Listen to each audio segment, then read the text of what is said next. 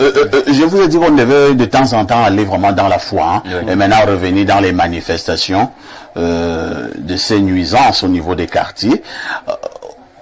Qu'entend-on pas prière, Alain Ndouk?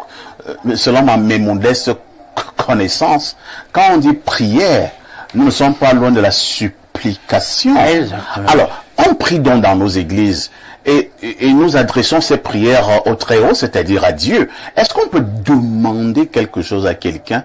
Je prends un exemple. Bon, toi, Alain Ndouk, toi, tu veux me demander 1000 francs pour boire une bière. Et tu me grondes.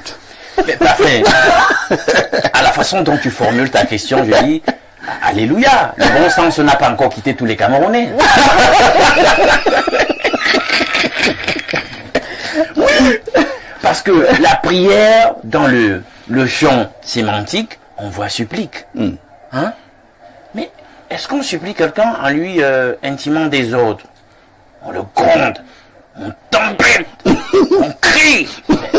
Il y aura un problème là. Tu me grondes et tu supplies. Parce que on ne sait plus. Oh, la prière, c'est une communication. Ouais. Avec l'être le plus élevé qui soit, le plus grand, le plus puissant qui soit. Ben, la première autorité de toutes. Vous ne venez pas et vous lui parlez n'importe comment. Vous ne lui intimez pas des ordres. Hein, vous ne le grondez pas. Vous suppliez. Vous êtes dans une espèce d'obséquiosité dans cette communication-là. Donc vous ne pouvez pas crier. Vous ne pouvez pas crier. Donc, or, ce qu'on voit de l'autre côté, c'est tout à fait le contraire. Où on a l'impression que on donne des ordres à Dieu, on lui intime des instructions, on lui enjoint de faire ceci, etc.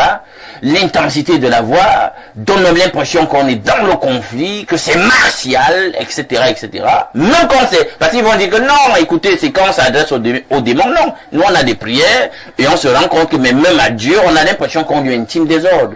Donc c'est pas possible, il y a un truc qui est foncièrement, épistémiquement raté. Et on soit à même de l'admettre. Très bien.